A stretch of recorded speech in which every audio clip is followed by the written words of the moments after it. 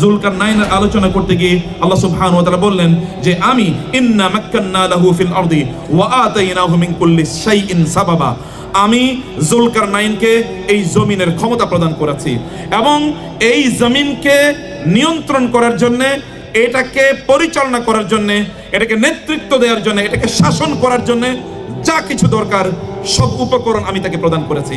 যুলকারনাইন কিন্তু আপনাদের মতো একজন যুবক, অথবা আপনাদের বয়সী তিনি ছিলেন। বোনরা যারা আছেন, sisters of your age, brothers he was of your age, আপনাদের বয়সী একজন যুবক। তিনি বললেন গোটা পৃথিবীকে আমি নিয়ন্ত্রণ করতে চাই, গোটা পৃথিবীকে আমি চষে বেড়াতে চাই, আমি দেখতে চাই কোথায় কি আছে। আল্লাহ সুবহানাহু ওয়া তাআলা যুলকারনাইনকে এমন ক্ষমতা প্রদান করলেন, তিনি চলে গেলেন মুহূর্তের মধ্যে, তিনি চলে গেলেন। আল্লাহ সুবহানাহু বললেন মাগরিবা শামসি, অর্থাৎ একেবারে সূর্য যেখানে অস্তমিত হয়, কোথায় সূর্য অস্তমিত হয় আমরা জানি না, সূর্য অস্তমিত হয় এরকম পৃথিবীর শেষ প্রান্তে মুহূর্তের মধ্যে চলে গেলেন। কি নিয়ে গিয়েছেন তিনি কি নিয়ে গেলেছেন? কেবল তার strength, stamina, decision, reliance upon Allah, dependence on him, trusting in Allah. আল্লাহর প্রতি তার তাওয়াক্কুল ছিল, আল্লাহর উপর তার আস্থা ছিল, আল্লাহর প্রতি তার বিশ্বাস ছিল, আল্লাহর কাছে তার চাওয়া ছিল। আল্লাহর জন্য তিনি সিজদায় লুটিয়ে পড়েছেন, আল্লাহর কাছে তিনি প্রার্থনা করেছেন এবং আল্লাহর কাজটা তিনি করার জন্য সিদ্ধান্ত নিয়েছেন। আল্লাহ সুবহানাহু ওয়া তাআলা তাকে এমন বাহন প্রদান করলেন। আপনারা এখন বিজ্ঞানের যুগে বসবাস করেন, তারপর আপনি বলতে পারেন এখান থেকে আমেরিকা যেতে হলে সুপারসনিকে গেলেও আপনাকে প্রায় 20-22 ঘন্টা আপনাকে অনবরত চলতে হয়। যুলকারনাইন আলাইহিস সালাম কি বাহন ব্যবহার করলেন যে তিনি মাগরিবা Samsi, where the sun sets, যেখানে সূর্য অস্তমিত হয়, এই জায়গায় তিনি পৌঁছে গেলেন এবং সেখানে পৌঁছে যাওয়ার পরে তিনি দেখলেন যে সূর্য অস্তমিত যাচ্ছে, কর্দমাক্ত পানির মধ্যে অস্তমিত যাচ্ছে। তিনি দেখার পর ওয়াজাদা ইনদাহা কওমা, সেখানে গিয়ে তিনি একটা জাতি দেখলেন। কুলনা ইয়া যুলকারনাইনি ইম্মা আন তুআযযিবা ওয়া ইম্মা আন তাত্তাখিযা ফীহিম হুসনা। আমি বললাম যুলকারনাইনের সাথে আল্লাহ কথা বলছেন। যুলকারনাইন কিন্তু কোন নবী নন, but still Allah subhanahu wa ta'ala talks with him, speaks with him, conveys his commandments with him. Allah subhanahu wa ta'ala তার বাণী, তার আদেশ, তার নির্দেশ, তার গাইডেন্স, তার নির্দেশনা যুলকারনাইনের কাছে আল্লাহ সুবহানাহু ওয়া তাআলা পৌঁছে দিচ্ছেন এবং আল্লাহ সুবহানাহু ওয়া তাআলা তাকে বললেন, যুলকারনাইন, এখানে যে লোকেরা আছে এই সকল লোকদেরকে হয় তুমি তাদেরকে ক্ষমা করে দিতে পারো অথবা তাদেরকে শাস্তি প্রদান করতে পারো, কারণ তারা আল্লাহর নিজাম অনুসারে চলছে না। যুলকারনাইন আলাইহিস সালাতু ওয়াস সালামের সেখানকার ঘটনা আমি শেষ করলাম। এরপরে যুলকারনাইন আলাইহিস সালাম চলে আসলেন মাতলে আশ-শামসি, যেখানে সূর্য উদিত হয়। সূর্য উদিত হওয়ার দেশ হিসেবে আপনারা বলেন জাপান, তাহলে অস্ট্রেলিয়া কি বলেন তো? তাহলে তার আরো পরে যে সকল দেশগুলো আছে সেই সকল দেশে কি সূর্য উদিত হয় না? সূর্য উদিত হওয়ার দেশে তিনি গেলেন এবং সেখানে গিয়ে ওইখানকার লোকদের সাথে তিনি কথাবার্তা বলেন মুহূর্তের মধ্যে। I don't know how many years he has taken in order to reach to the farthest quarter of the world. এই পৃথিবীর সবচেয়ে দূরের জায়গায় পৌঁছার জন্য তিনি কি করেছেন? এই পৃথিবীর সবচেয়ে পশ্চিমে অথবা সবচেয়ে পূর্বে পৌঁছার জন্য তিনি কি করেছেন, কি বাহন ব্যবহার করেছেন? We don't know, we never know, but Zulkarnain আলাইহিস সালাতু ওয়াস সালামকে আল্লাহ সুবহানাহু ওয়া তাআলা সেখানে পৌঁছে দিলেন। যুলকারনাইন সেখানে গেলেন। এরপর যুলকারনাইন আরেকটা অঞ্চলে আসলেন। এখানে আসার পর ওই অঞ্চলের লোকেরা যুলকারনাইনকে বললেন, ইন্না ইয়াজুজা ওয়া মাজুজা মুফসিদুনা ফিল আরদ ফাহাল নাজআলু লাকা খারজান আলা আন তাজআলা বাইনানা ওয়া বাইনাহুম সাদ্দা। যুলকারনাইন আলাইহিস সালাতু ওয়াস সালামকে ওইখানকার লোকেরা বললেন, হে যুলকারনাইন, এখানে ইয়াজুজ মাজুজের বংশধর বসবাস করে, এরা ফাসাদ তৈরি করছে জমিনে, এরা বিভিন্ন ধরনের জুলুম নির্যাতন করছে, মানুষকে অত্যাচার করছে, মানুষের সম্পদগুলো লুটে নিচ্ছে, মানুষকে হত্যা করছে, রক্তপাত করছে, মানুষের অধিকার তাদেরকে প্রদান করছে না, স্বাধীনতা তাদেরকে প্রদান করছে না, তাদের ধর্মীয় স্বাধীনতা নাই, তাদের দ্বীনি স্বাধীনতা নাই, তাদের জীবনের স্বাধীনতা নাই। কেবলমাত্র তারাই কেবলমাত্র সমাজ পরিচালনা করবে, রাষ্ট্র পরিচালনা করবে, অন্যদের উপর জুলুম নির্যাতন চলবে, কেউ কথা বলতে পারবে না, কেউ তার দিন প্র্যাকটিস করতে পারবে না। হয় তাদেরকে ফাঁসি কাস্টে ঝুলিয়ে দেওয়া হবে, অথবা তাদেরকে গুলি করে হত্যা করা হবে, অথবা তাদেরকে গুম করা হবে, বা তাদেরকে আয়না ঘরে নিয়ে যাওয়া হবে। এইরকম কাহিনীগুলো করবে। এইরকম ইয়াজুজ এবং মাজুজ থেকে তুমি আমাদেরকে রক্ষা করো। আল্লাহ সুবহানাহু ওয়া তাআলা যুলকারনাইনকে এমন ক্ষমতা প্রদান করলেন, দুই পাহাড়ের মধ্যখানে সেখানে কেবল তিনি আপনার লোহার টুকরাগুলো একত্রিত করলেন, হাপর সেখানে জ্বালিয়ে দেওয়া হলো, সেখানে সীসা ঢালা প্রাচীর তিনি নির্মাণ করে দিলেন। ইয়াজুজ মাজুজকে এমন এক অবস্থা করে দিলেন, কিয়ামতের আগ পর্যন্ত এই ইয়াজুজ মাজুজ আর বের হতে পারবে না। আর আল্লাহ সুবহানাহু ওয়া তাআলা এখানে আবু সাঈদদেরকেও ওইরকম যুলকারনাইনদের বংশধর হিসেবে পাঠালেন, যে এইখানে যারা ইয়াজুজ মাজুজের বংশধর হিসেবে যারা কাজ করছিল, আল্লাহ সুবহানাহু ওয়া তাআলা তাদেরকে কিভাবে পর্যদস্ত করেছেন দেখেন না। আল্লাহ সুবহানাহু তাদেরকে পর্যদস্ত করে দিয়েছেন কেবলমাত্র একটাই, যদি যুবকরা ইয়াজুজ মাজুজের বিরুদ্ধে জেগে যায়, ইয়াজুজ মাজুজের বংশধরও কোথাও টিকতে পারেন, এটা আপনি দেখতে পাচ্ছেন। যদি যুবকরা যুলকারনাইনের আদর্শ গ্রহণ করে, তাহলে যত বড় শক্তিশালী হোক না কেন, আল্লাহ সুবহানাহু ওয়া তাআলা তাদের মাঝে, এই অত্যাচারীদের মাঝে, জালিমদের মাঝে এবং এই সাধারণ মানুষদের মাঝে এমন প্রাচীর নির্মাণ করে দেবেন, এই জালিমরা আর এই জনপদে কোনোদিন ফিরে আসতে পারবে না। আমাদের জালিমরা এই জনপদে ফিরে আসতে পারবে না ইনশাআল্লাহ। যতদিন আবু সাঈদদের আদর্শ আপনারা লালন করতে পারবেন, ততদিন পর্যন্ত কোনো জালিম কোথাও টিকতে পারবে না ইনশাআল্লাহ। কিন্তু আপনাদেরকে, যুবকদেরকে বলছি, যুবতীদেরকে বলছি, আপনাদেরকে আদর্শ লালন করতে হবে। আমি এখানে যখন এসেছিলাম, I start becoming emotional. Abu Sayeed যেখানে শাহাদাত বরণ করেছেন, একটা ছেলের মধ্যে কি স্ট্রেংথ থাকতে পারে, বুক এরকম চেতিয়ে যেতে পারে। আমরা দেখেছি আমাদের পূর্বপুরুষরা, আমাদের সাহাবীরা অথবা সালাফরা, তারা কোনোদিন কোনো সালফে সালিহিনের, কোনো যোদ্ধার, কোনো মুসলিম মুজাহিদের তাদের জীবনে কোনোদিন পিঠে আঘাতপ্রাপ্ত তারা হন নাই। পিঠে কোনোদিন তাদের তীর লাগে না, অথবা বর্ষা তাদেরকে আঘাত করে না, অথবা তাদেরকে তলোয়ার আঘাত করে না। যদি তাদেরকে কোনোদিন আঘাত করতে হয়েছে, তাহলে সম্মুখে তাদের বুকে আঘাত করতে হয়েছে। ওই পূর্বের যে আবু সাঈদ অথবা পূর্বের যে উসামাদের কথা আমরা বলছি, অথবা খালিদ ইবনে ওয়ালিদদের কথা আমরা যেটা বলছি, অথবা যুদ্ধের ময়দানে হামজা রাদিয়াল্লাহু তাআলা আনহু অথবা মুসাব ইবনে উমাইর যেমনি ভাবে যুদ্ধের ময়দানে তাদের বুকে এসে আঘাত লেগেছে, পিঠে তারা আঘাত লাগতে দেয় নাই, এখনকার আবু সাঈদরাও আল্লাহর রহমতে একই আদর্শ লালন করার কারণে তারা বুকে ধারণ করে, তারা পিঠে ধারণ করে না। আপনারা যদি পিঠে ধারণ না করে, যদি বুকে ধারণ করতে পারেন, বুকে দুটো জিনিস ধারণ করে, প্রিয় বোনেরা আমার, প্রিয় ভাইয়েরা আমার, একটা হলো আদর্শ ধারণ করেন। আপনারা এই আদর্শ যদি আপনারা ধারণ করতে পারেন, 2 নম্বরে যত অপরাধী আছে, অন্যায়কারী আছে, যত জালিম আছে, যত স্বৈরাচার আছে, তাদের বিরুদ্ধে যদি আপনি বুকটাকে চেতিয়ে দিতে পারেন, তাহলে নিশ্চিত থাকুন ওরা অবশ্যই ইয়াজুজ মাজুজের মতো ধ্বংসাত্মক জাতি হলেও এই ইয়াজুজ মাজুজের পরবর্তী বংশধর অথবা তাদের রক্ত যদি এদের শরীরে প্রবাহিত হয়, তাহলে আল্লাহ সুবহানাহু ওয়া তাআলা যুলকারনাইনদেরকে অথবা আবু সাঈদদেরকে পাঠিয়ে দেবেন, তারা ওখানে প্রাচীর নির্মাণ করে দেবে, প্রাচীর। আল্লাহ সুবহানাহু ওয়া তাআলা যুলকারনাইন আলাইহিস সালাতু ওয়াস সালামের কথা আমাদেরকে উল্লেখ করেছেন। প্রিয় ভাইরা, আমি যে কথা বলছি আপনাদেরকে, যে কথা বলতে চাচ্ছিলাম বোনেরা আমার, তা হলো আপনাদের যৌবনকে আপনারা কোন কাজে লাগাচ্ছেন, কি কাজে আপনি এটাকে ব্যয় করছেন, তা দেখতে হবে। রাসূলুল্লাহ সাল্লাল্লাহু আলাইহি ওয়াসাল্লাম এর সাহাবী আবু সাঈদ খুদরী রাদিয়াল্লাহু তাআলা আনহু যুবকদেরকে দেখলে, আমি যুবক বলতে কেবলমাত্র ছেলেদের কথা বলছি না, যুবক একটা টাইম ফ্রেমের নাম, যুবক একটা টাইমের নাম, বিটুইন দিস এন্ড দিস। আপনি বলছেন জেন জি, আমি জেন জির চেয়ে আরেকটু অ্যাডভান্স যারা আছেন, অর্থাৎ জেন জিতে যারা বসবাস করছেন, আমি তাদেরকে বলছি, যুবক এটা কোনো বায়োলজিক্যাল ইস্যু না, এটা একটা কোয়ালিটি, এটা একটা গুণ, এর নাম এটা যৌবন। অর্থাৎ এই সময় একটা টাইম ফ্রেম, এই টাইম ফ্রেমে বোনেরা থাকুন অথবা ভাইয়েরা আপনারা থাকুন, যেই থাকুন না কেন, আপনাদের জন্য রাসূলের কথা কি, আবু সাঈদ খুদরী রাদিয়াল্লাহু তাআলা আনহু যুবকদেরকে দেখলে, এই বয়সের লোকদেরকে দেখলে বলতেন, মারহাবাম বিওয়াসিয়্যাতি রাসূলিল্লাহি সাল্লাল্লাহু আলাইহি ওয়াসাল্লাম। রাসূল সাল্লাল্লাহু যাদের ব্যাপারে আমাদেরকে ওসিয়ত করেছেন, আমি তাদেরকে কংগ্রাচুলেশন জানাচ্ছি। এবং তিনি বলতেন, আওসানা রাসূলুল্লাহ সাল্লাল্লাহু আলাইহি ওয়াসাল্লাম আন নুওয়াসি আলাইকুম ফিল মাজলিস। রাসূলুল্লাহ সাল্লাল্লাহু আলাইহি ওয়াসাল্লাম বলেছেন, আমরা যেন তোমাদের জন্য জায়গা ছেড়ে দেই। কাদের জন্য জায়গা ছেড়ে দিতে?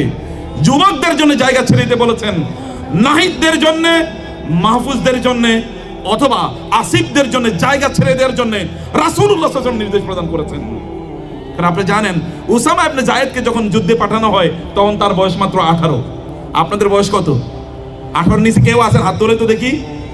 18 নিচে নান ইজ দেয়ার। 18 নিচে কেউ নেই। 18 নিচে ঢাকার কোন ইউনিভার্সিটিতে 18 নিচে আসা যায় না। 18 নিচে নান ইজ দেয়ার, বিলো 18। 18 নিচে কেউ নাই। উসামা রাদিয়াল্লাহু তাআলা, আজকে আমি বলছিলাম এক জায়গায় আলোচনায়, উসামা রাদিয়াল্লাহু তাআলা আনহু বদর ওহুদের যুদ্ধ, উসামা রাদিয়াল্লাহু তাআলা গিয়ে বললেন, ইয়া রাসূলুল্লাহ, আমি যুদ্ধে অংশগ্রহণ করতে চাই। রাসূল সাল্লাল্লাহু আলাইহি ওয়াসাল্লাম বললেন, তোমার এখনো বয়স হয় নাই, তুমি এখনো মানে সাইজ এখনো বড় না, একটু আন্ডার সাইজ। পরের বছর যুদ্ধ হবে, খন্দকের যুদ্ধ। উসামা রাদিয়াল্লাহু তাআলা গেলেন, গিয়ে এইভাবে দাঁড়ালেন,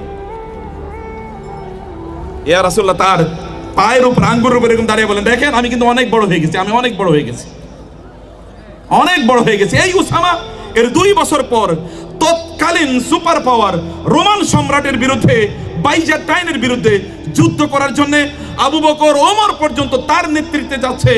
তাকে নেতা হিসেবে রাসূল সাল্লাল্লাহু আলাইহি ওয়াসাল্লাম পাঠালেন, যাও ওদের বিরুদ্ধে যুদ্ধ করতে যাও।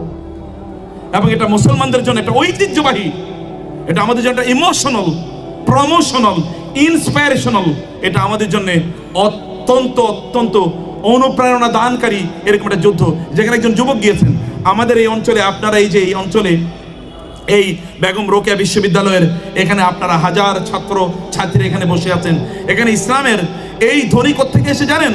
ওই যে আরেক যুবক, তার বয়স তখন 18 হয় নাই, তার নাম হচ্ছে মোহাম্মদ বিন কাসেম। মোহাম্মদ বিন কাসেম এই এলাকায় এই এরিয়াতে 18 বার তিনি অভিযান চালিয়ে এখানে ইসলামকে আপনাদের কাছে পৌঁছে দিয়েছেন। এটা যুবকদের কাজ, যুবকরা যুগ যুগ ধরে এই কাজ করেছে, যুবকরা এই কাজ করবেই। যুবকদের এই কাজ, যুবকরা তারা আল্লাহর দ্বীনের ঝান্ডা অথবা সত্য, হক, ইনসাফ এটাকে বিভিন্ন জায়গায় পৌঁছে দেওয়ার জন্য তারা কাজ করেছিলেন। যুবকদেরকে কেউ কোনোদিন ঠেকিয়ে রাখতে পারে নাই। রাসূলুল্লাহ সাল্লাল্লাহু আলাইহি ওয়াসাল্লাম এর আদর্শান্বিত হয়ে একজন যুবকের নাম হচ্ছে উকবা ইবনে নাফে। উকবা ইবনে নাফে তিনি গিয়েছেন তৎকালীন, আপনারা জানেন, আটলান্টিক ওশন এর ঠিক এই পারে মরক্কো, এই মরক্কোর বা উত্তর আফ্রিকার সকল অঞ্চল তিনি অলরেডি এখানে জয় করে ফেলেছেন। এর বাইরে আসে হচ্ছে পশ্চিম ইউরোপ, ওইদিকে রয়েছে আটলান্টিক ওশন। তিনি ওই মানে মেডিটেরিয়ান সি, এই ভূমধ্য সাগরের সামনে তিনি দাঁড়িয়ে বলেন, আল্লাহ তুমি জানো এই সাগর, এই মহাসাগর আটলান্টিক এবং ভূমধ্য সাগর, এই দুই মহাসাগর যদি আমার সামনে না থাকতো তাহলে এই গোটা দুনিয়াতে তোমার দ্বীনের ঝান্ডা আমি উড্ডীন করে ছাড়তাম। কেবল এটা আমাকে বাধা দিয়ে রেখেছে। যুবকরা কোথায়? আপনারা এখন কোথায়? টেলিভিশনের ছোট্ট বক্সের সামনে অথবা মোবাইলের ছোট্ট স্ক্রিনের সামনে নিজের জীবনকে ব্যয় করবেন? আপনাকে তো আল্লাহ তাআলা এই জন্য বানান নাই, আল্লাহকে এই জন্য পাঠান নাই। আপনার যুবকরা বিশাল বড় সমুদ্রের সামনে দাঁড়িয়ে মুসা ইবনে নুসাইর অথবা তারিক বিন জিয়াদ, যাকে জিব্রাল্টার বলা হয়, যার নামের উপর জিব্রাল্টার প্রণালী তৈরি করা হয়েছে, সে জাবালে তারেক, সে জাবাল অর্থাৎ সেই তারিক বিন জাবাল, তিনি ওইখানে দাঁড়িয়ে ওই সমুদ্রের সামনে তিনি দাঁড়িয়ে 10,000 সৈন্যকে বললেন, তোমাদের পেছনে আছে আগুন, সামনে আছে সমুদ্র, চুজ করো, which one you should choose. দুইটার যে কোনো একটা চয়েস করতে হবে, এর মধ্যখানে কোনো জায়গা নাই। তারা দেখলেন আগুনে পড়ে কেন মরবো, অতএব তারা ঝাঁপিয়ে পড়লেন ওইখানে নদীতে সমুদ্রে তারা ঝাঁপিয়ে পড়লেন, ওই পারে চলে গেলেন। পশ্চিম ইউরোপ গোটাটা মুসলমানদের অধীনে চলে এসেছে, ইসলামের পতাকা তিনি সেখানে উড্ডীন করে ছেড়েছেন। কুতাইবা বিন মুসলিম এইদিকে আস্তে আস্তে একেবারে চীনের মধ্যখানে পর্যন্ত ঢুকে গিয়েছেন। এরপরে তাকে ডেকে পাঠানো হলো, তৎকালীন বাদশাহ যারা ছিলেন খলিফারা তাদেরকে ডেকে পাঠিয়ে দিলেন। তিনি সেখানে কাঁদছেন এবং বলছেন, আল্লাহ এই গোটা চীন, এই গোটা অঞ্চল জুড়ে, এই গোটা পূর্বে তোমার দ্বীনের পতাকা আমি উড্ডীন করতে চেয়েছিলাম। আমি যদি আরেকটু সময় পেতাম তাহলে এখানে আমি পতাকা উড্ডীন করেই যেতাম, আমি পতাকা এখানে উড্ডীন করে যেতাম। তিনি সেটা করতে পারেন নাই, কারণ তাকে ডেকে পাঠানো হয়েছে। সাদ ইবনে আবি ওয়াক্কাস রাদিয়াল্লাহু, মাত্র 17 বছর বয়স, তিনি ইসলাম গ্রহণ করলেন। যুবক ইসলাম গ্রহণ করার পর তার মা যখন তাকে শুনলেন, তিনি মক্কার সবচেয়ে সম্ভ্রান্ত যুবকদের মধ্যে একজন, মক্কার সম্ভ্রান্ত যুবক ইসলাম গ্রহণ করার পর তার মা তাকে বললেন, মা হাযা দ্বীনুল্লাযী আহদাসতা ইয়া সাদ, হে সাদ তুমি এটা নতুন কি দিন আবিষ্কার করলে তুমি? তিনি বললেন, মা এটা নতুন দিন আবিষ্কার করিনি, এটা আল্লাহর দিন। মা বললেন, আল্লাহর কসম করে বলছি তুমি এই দিন প্রত্যাখ্যান করবে অথবা আমি না খেয়ে মারা যাব, হাত্তা আমুতা ওয়াতাতা আইয়ারাবি, এরপরে আমি মারা যাব না খেয়ে, লোকেরা তোমাকে লজ্জা দেবে, ইয়া কাতালা উম্মিহি, তুমি তোমার মাকে মেরেছো, এই কথা বলে। এবং এই কথা বলে মা না খাওয়া দাওয়া বন্ধ করে দিলেন। পরের দিন সকালে তিনি ফাসবাহাত ওয়াকাদ জুহিদাত, তিনি ঘুম থেকে উঠলেন, তিনি খুবই দুর্বল। সাদ ইবনে আবি ওয়াক্কাস চিন্তা করলেন করবেন কি। তিনি এবার তার মাকে গিয়ে লক্ষ্য করে বলেন, ভালো করে শুনুন বোনেরা এবং ভাইরা, মাকে গিয়ে বলেন, ইয়া উম্মা তা'লামিন, মা আপনি জানেন, ওয়াল্লাহি আল্লাহর কসম করে বলছি, লা ইন কানা লাকে মিআতু নাফসিন ওয়া তামুতা নাফসান মাউতান, হে মা আপনাকে যদি আল্লাহ তাআলা 100টা জীবন দেন এবং আপনি যদি 100 বার মারা যান, তাইলেও আমি মা তারাকতু দীনাল্লাহি সুবহানাহু ওয়া তাআলা, আল্লাহর দ্বীন ছাড়া আমার পক্ষে সম্ভব নয়, আল্লাহর দ্বীন ছাড়া আমার পক্ষে সম্ভব নয়। যুবকরা আপনাদেরকে বলছি, যুবতীরা আপনাদেরকে বলছি, আপনারা তো, আমরা দেখবেন, আপনাদের কথা আমি বলছি না, এখন বিশ্ববিদ্যালয়ে যারা পড়ে তাদের অবস্থা একবার চিন্তা করে দেখেন। জুলুমের পক্ষে তারা থাকে, কেবল একটু পানি খাওয়ার জন্য মাঝে মাঝে একটু লাল পানি তাদেরকে দেবে, অথবা একটু ভিক্ষা তাদেরকে দেবে, অথবা তাদেরকে একটু হালকা কিছু টাকা পয়সা দেবে। এই কারণে তারা তাদের আদর্শগুলো পর্যন্ত বিক্রি করে দিয়েছে, তাদের যৌবন তারা বিক্রি করে দিয়েছে এই জাতীয় লেজুর বৃত্তি করতে করতে। আল্লাহ তাআলা তার রাসূলকে বলেছেন, ওয়ালা তারকানু ইলাল্লাযিনা যালামু ফাতামাসসাকুমুন নার, যারা জুলুম করে তাদেরকে সামান্যতম সাপোর্ট যদি আপনি করেন, ফিজিক্যাল সাপোর্ট তো বহুত দূরের কথা, মেন্টাল যদি সাপোর্ট করেন, তাদের পক্ষে যদি আপনি একবার দাঁড়ান, তাহলে মনে রাখবেন আপনাকে জাহান্নামে যেতে হবে। তার রাসূলকে আল্লাহ তাআলা বলছেন যে জুলুম করে, জুলুমের পক্ষে কোনো যুবক কোনোদিন থাকতে পারে না। যে তার আত্ম অহংকার থাকে, তার আত্মবিশ্বাস থাকে, যদি তার আত্মপরিচয় থাকে, যদি তার আত্মমর্যাদা থাকে, সেলফ এস্টিম থাকে, কোনোদিন কোনো যুবক জুলুম তন্ত্রের পক্ষে কোনোদিন দাঁড়াতে পারে না। কিন্তু আমাদের এখনকার বিশ্ববিদ্যালয়গুলো অথবা আমাদের শিক্ষার এখন বড় সংকটের মধ্যে একটা সংকট হচ্ছে আমাদের যুবকরা তারা জানে না তাদের আদর্শ কি হওয়া উচিত। তারা জানে না তাদের আদর্শ কি হওয়া উচিত। তারা জানে না যে তাদের আদর্শ কি হওয়া উচিত। এই আদর্শ তারা বুঝেও না এবং আদর্শ তারা লালনও করে না। আদর্শের জন্য যুবক মনে রাখবেন, আপনার আদর্শের জন্য যদি আপনি জীবন প্রদান করেন, তাহলে আপনাদের পূর্বসূরি হানজালা রাদিয়াল্লাহু তাআলা আনহুকে যেমনি ভাবে আল্লাহ তাআলা এই জমিনের পানি দিয়ে গোসল করার নাই, আল্লাহ তাআলা আপনাকে ওরকম আসমানের জান্নাতের পানি দিয়ে গোসল করিয়ে দেবেন যদি আপনি তার জন্য করতে পারেন। আল্লাহ সুবহানাহু ওয়া তাআলা মুসাব ইবনে উমাইর রাদিয়াল্লাহু আনহুর কথা চিন্তা করে দেখেন, আপনি তেমন হতে পারেন, আপনাদের চাইলে তেমন হতে পারেন। রাসূলুল্লাহ সাল্লাল্লাহু আলাইহি ওয়াসাল্লাম সবচেয়ে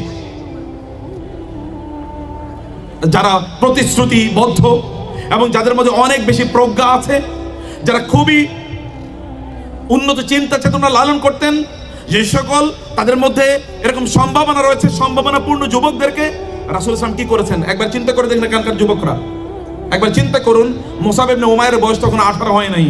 আল্লাহ রাসূল সাল্লাল্লাহু আলাইহি ওয়াসাল্লাম তাকে ইসলামের প্রথম অ্যাম্বাসেডর হিসেবে তিনি তাকে মদিনায় পাঠান এবং মদিনায় ইসলামী রাষ্ট্র তৈরি হয় এক যুবকের প্রচেষ্টায়। আর আপনারা এখানে হাজার হাজার যুবক আছেন, এই দেশে কি ইসলামিক রাষ্ট্র প্রতিষ্ঠিত হতে পারত?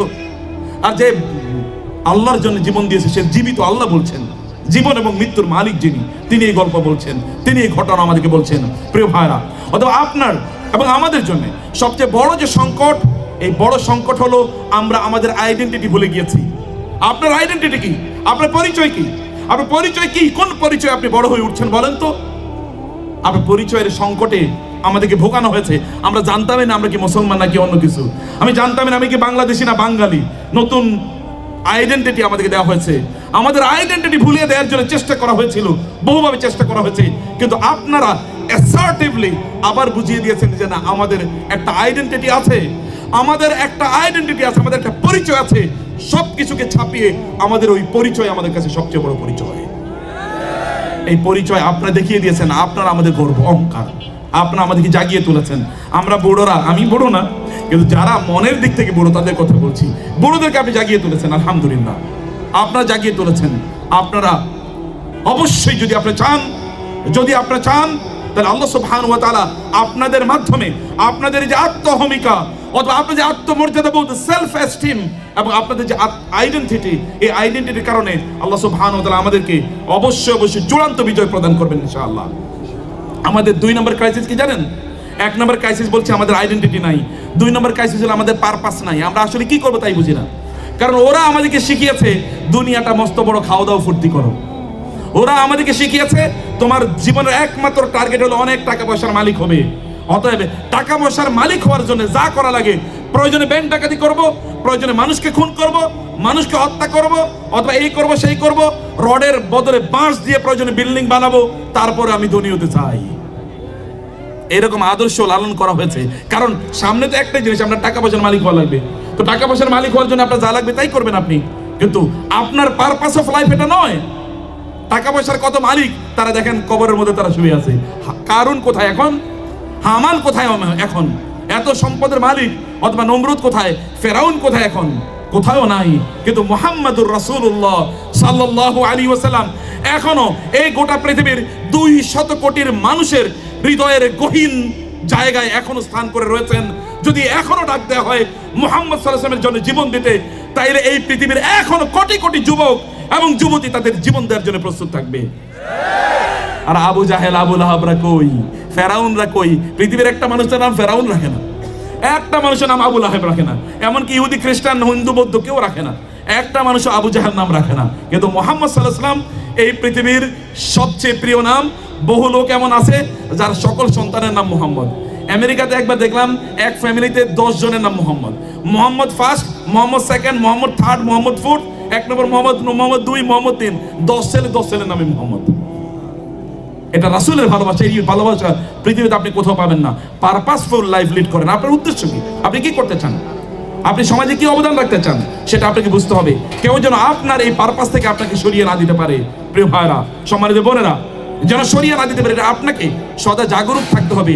আপনাকে সদা সর্বদা এই ব্যাপারে আপনাকে সজাগ থাকতে হবে।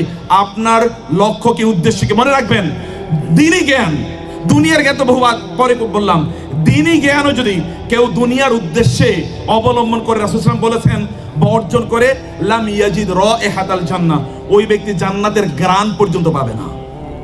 দুনিয়ার জ্ঞান তো বহু পরের কথা, দ্বীনি জ্ঞান যদি কেউ দুনিয়ার উদ্দেশ্যে গ্রহণ করে, তাহলে আপনারা যে জ্ঞান অর্জন করছেন, এই জ্ঞান আপনার দুনিয়া এবং আখিরাতে কতটুকু লাগবে এটা বুঝতে হবে। অথবা এই জ্ঞান আপনি কতটুকু কাজে লাগাবেন তা বুঝতে হবে। এই জ্ঞান আপনাকে সত্যিকার করতে কতটুকু মানুষ বানাচ্ছে তা বুঝতে হবে। আপনার জ্ঞান, যে জ্ঞান অর্জন করা ফরজ, সেটাকে কখনোই তুচ্ছ তাচ্ছিল্য করবেন না। আল্লাহ সুবহানাহু ওয়া তাআলাকে সময় দেন। আল্লাহকে যদি সময় দেন, আল্লাহর কিতাব যদি পড়েন, আল্লাহ সুবহানাহু ওয়া তাআলাকে পড়ার জন্য যদি সময় দেন, আল্লাহ সুবহানাহু ওয়া তাআলা যেমনি ভাবে মুসা আলাইহিস সালাতু ওয়াস সালামকে খিদিরের মতো একজন সাধারণ বান্দার কাছে পাঠিয়ে দিয়েছিলেন জ্ঞান অর্জন করার জন্য, যাও মুসা, তুমি এই জগতের নবী, এই যুগের নবী, তারপরও তোমাকে আরো কিছু পড়াশোনা করা লাগবে। পড়াশোনার জন্য খিজিরের কাছে পাঠিয়ে দিয়েছেন। খিজির আলাইহিস সালাম কোনো নবী ছিলেন না, কিন্তু তিনি ছিলেন আল্লাহর বান্দা, আল্লাহর ইবাদত করতেন। তার সময় কাটতো আল্লাহর ইবাদতে। কিছু সময় আল্লাহর ইবাদতে কাটুন। রাতের বেলা কিছু সময় কেবল পড়াশোনা করলে হবে না। আগামীকাল পরীক্ষার জন্য কেবল পড়বেন না, কিছু সময় আল্লাহর কাছে আল্লাহর ইবাদত করুন, আল্লাহর কাছে প্রার্থনা করুন, আল্লাহর কাছে আত্মসমর্পণ করুন। তাহলে যা পড়বেন এটা আপনার কাজে লাগবে। আদারওয়াইজ বদহজম হবে। অনেকে প্রচুর পরিমাণে খাওয়ার পর বমি করে দিয়েছে, লাভ হইল কি? আর অসুস্থ। আপনার যে জ্ঞান, এটা it will be like vomiting. It will not be productive for you. It will not come to any benefit or any use of you. আপনার কোনো কাজে লাগবে না। সেই কারণে আল্লাহকে সময় দেন। যিনি সৃষ্টি করেছেন, যিনি জ্ঞানের মালিক, যিনি আপনাকে জ্ঞানী বানাতে পারেন, তাকে ইগনোর করবেন না, তাকে সময় দেন।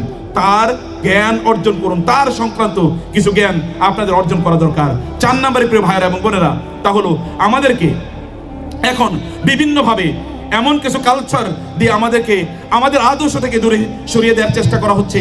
গান, বাদ্য, নাটক, সিনেমা অথবা তথাকথিত কালচারাল প্রোগ্রাম ইত্যাদির নামে আপনি দেখবেন কেবলমাত্র নষ্ট পশ্চিমা সভ্যতা আবিষ্কার করা অথবা আমদানি করার প্রয়াস কেবলমাত্র দেখতে পাই। এই নষ্ট, এই পতিত কালচার আমাদের এই আদর্শবাদী সমাজে কোনো অবস্থায় আনা যাবে না। এগুলো চলবে না। বিশ্ববিদ্যালয়ের ছাত্ররা যখন কনসার্টের আয়োজন করে, তখন আমার লজ্জায় মুখ ডাকতে মনে চায় যে কনসার্ট বিশ্ববিদ্যালয়ের ছাত্রের রুচিতে কেমনে যায়, বা ছাত্রীদের রুচিতে কেমন যায়? এটা তো কনসার্টের সমাজ না, এটা রুচির প্রশ্ন। রুচি যদি এরকম নিচে যায়, অধপতিত রুচি যদি হয়, অথবা ডাস্টবিনের রুচি যদি তৈরি হয়, তাইলে কেবলমাত্র এখানে কনসার্টের আয়োজন করা চলে। আদারওয়াইজ ওই আয়োজন এখানে চলে না। এখানে আয়োজন হবে বুদ্ধিবৃত্তিক আয়োজন। এখানে সেমিনার হবে, সিম্পোজিয়াম হবে, কনফারেন্স হবে, হালাকা হবে, দার্স হবে, লেকচার হবে, এবং বিশ্ববিখ্যাত পণ্ডিতরা এখানে আসবে, তারা কথা বলবেন। এটা হচ্ছে বিশ্ববিদ্যালয়ের আঙ্গিনা। এইটা আপনাদেরকে আয়োজন করতে হবে, এটা আপনাদেরকে এনশিওর করতে হবে। প্রিয় ভাইরা, আমাদের চরিত্রকে বিনাশ করে দেওয়ার জন্য ওরা নীল সংস্কৃতি আমাদের এখানে আমদানি করেছে, নীল সংস্কৃতি, এবং বিশ্ববিদ্যালয়গুলো নীল সংস্কৃতি দিয়ে ভর্তি হয়ে গেছে। আপনাদের সামনে বিশাল বড় চ্যালেঞ্জ। এই নীল সংস্কৃতির যে সকল উপাদানগুলো আছে, সেগুলো খবরদার নিজকে ইউটিউব, ফেসবুক অথবা এই সোশ্যাল মিডিয়া থেকে দূরে রাখুন। যেগুলো আপনার চরিত্র অথবা যেগুলো আপনার যে লক্ষ্য এবং উদ্দেশ্য, এগুলো থেকে আপনাকে অনেক অনেক দূরে সরিয়ে নিয়ে যায়, এগুলোর কাছে অনুগ্রহ করে এগুলোতে আসবেন না, এগুলোতে আপনার সময় ব্যয় করবেন না। ফেসবুক আপনাকে শেখাতে আসে নাই, আপনাকে ধ্বংস করতে এসেছে। কোনো এক সময় জুয়ার হাউসগুলোতে আমেরিকানরা, ইউরোপিয়ানরা, সেখানে তারা বিভিন্ন ধরনের মাদক দ্রব্য, তারা এখনো জুয়ার হাউসগুলোতে মদ বেচা হয়, মাদক দ্রব্য বেচা হয়। কারণ কি? কারণ জুয়া খেলায় যদি কেউ হেরে যায়, তাহলে মদ খায় যদি একটু শান্তি পায়, এটা হলো তাদের উদ্দেশ্য। আবার ওইখানে কেউ সাইকোলজিস্ট থাকে, মনোবিজ্ঞানী থাকে ওদেরকে ট্রিটমেন্ট দেওয়ার জন্য, হার্ট স্পেশালিস্ট থাকে, কারণ হার্ট ফেল করবে যদি সে জুয়ায় হেরে যায়, ওই কারণে হার্ট স্পেশালিস্ট থাকে। এখন আমাদের নতুন করে জুয়ার আসর এখানে তৈরি হয়েছে, নতুন করে এখানে মাদক এর আসর তৈরি হয়েছে। এই মাদক কোথাও কোথাও ফিজিক্যাল, কোথাও কোথাও নন ফিজিক্যাল। ফিজিক্যাল মাদক তো এখন বিশ্ববিদ্যালয়ের ক্যাম্পাসগুলোতে এখন আপনার মাদক দ্রব্য পাওয়া যায়। কোন মুসলমান তিনি মাদক দ্রব্য গ্রহণ করতে পারেন না। কোন মুসলমান যদি মাদক দ্রব্য গ্রহণ করেন, রাসূল সাল্লাল্লাহু আলাইহি ওয়াসাল্লাম বলেছেন তার 40 দিনের ইবাদত কবুল হবে না। মাদক দ্রব্যকে আপনাদের না বলতে হবে, নো বলে দেন। এবং নতুন যে মাদক দ্রব্য অর্থাৎ এই যে সোশ্যাল মিডিয়া, এগুলোকে আপনাদেরকে নিষিদ্ধ করতে হবে, নিষেধ করতে হবে যে না, এগুলো আমাদের নয়, এগুলো যাদের তাদের মুখে ছুড়ে দেন এবং তাদেরকেও এবং তাদের এই উপাদানগুলোকে আপনাদের প্রত্যাখ্যান করতে হবে প্রিয় ভাইরা, সম্মানিত বোনেরা। লাস্ট এইটাই আমি বলে আপনাদেরকে নাসিহত শেষ করতে চাই, তা হলো যে আপনারা অনুগ্রহ করে আল্লাহর হয়ে যান, তাহলে আল্লাহ তাআলা আপনাদের হয়ে যাবেন। আপনারা আল্লাহর হয়ে যান, আল্লাহ আপনাদের হয়ে যাবেন। হাদিসে কুদসিতে এসে রাসূলুল্লাহ বলেছেন, কেউ যদি আল্লাহর হয়ে যায় তাহলে আল্লাহ তাআলা তার হাত হয়ে যান, আল্লাহ তার মুখ হয়ে যান, আল্লাহ তার চোখ হয়ে যান, আল্লাহ তার কান হয়ে যান, আল্লাহ তার পা হয়ে যান। এই পা এবং এই হাত এবং এই চোখ এবং এই মুখ দিয়ে সে আল্লাহ সুবহানাহু ওয়া তাআলার পাওয়ারের মাধ্যমে সে বিভিন্ন কাজ করে থাকে। আপনি তখন আল্লাহর পাওয়ারে কাজ করবেন। আল্লাহ সুবহানাহু ওয়া তাআলা যেন আমাদেরকে তার পাওয়ারের মাধ্যমে শক্তিশালী হওয়ার তৌফিক দান করেন। আল্লাহর কাছে সেই প্রত্যাশা রাখছি এবং আল্লাহর কাছে সেই ফরিয়াদ জানাচ্ছি। আল্লাহ সুবহানাহু ওয়া তাআলা এই বিশ্ববিদ্যালয় যেন এই অঞ্চলে ইসলাম প্রচারে দুর্গ হয়, আদর্শ প্রচারে দুর্গ হয়, মানুষ বানানোর জন্য দুর্গ হয়। আল্লাহ তাআলা সেইভাবে এই বিশ্ববিদ্যালয়কে কবুল করে নেন এবং কোন এক সময় এসে যেন দেখি আপনারা সবাই এক একজন আবু সাইদ হয়ে গিয়েছেন ইনশাআল্লাহ। এবং আমাদের বোনেরা তারাও যেন আবু সাইদা হয়ে যেতে পারেন, নামের সাথে আসলে মিল আছে। সৌভাগ্যের পিতা সুবহানাল্লাহ, আল্লাহ তাআলা তাকে সত্যি করতে সৌভাগ্য দান করেছেন। আল্লাহ সুবহানাহু ওয়া তাআলা আপনাদের আয়োজনটাকে কবুল করে নিন এবং আল্লাহ সুবহানাহু ওয়া তাআলা আমাদেরকে সত্যিকারের ভালো মানুষ হওয়ার তৌফিক দান করুন। আল্লাহুম্মা আমিন। আল্লাহ সাল্লাল্লাহু সুবহানাহু ওয়া তাআলা নবিয়ানা মুহাম্মদ ওয়া আলিহি ওয়া সাহবিহি আজমাইন। সুবহানাকা আল্লাহুম্মা ওয়া বিহামদিক আশহাদু আল্লা ইলাহা ইল্লা আনতা আস্তাগফিরুকা ওয়া আতুবু ইলাইক। ওয়া আসসালামু আলাইকুম ওয়া রাহমাতুল্লাহি ওয়া বারাকাতুহু।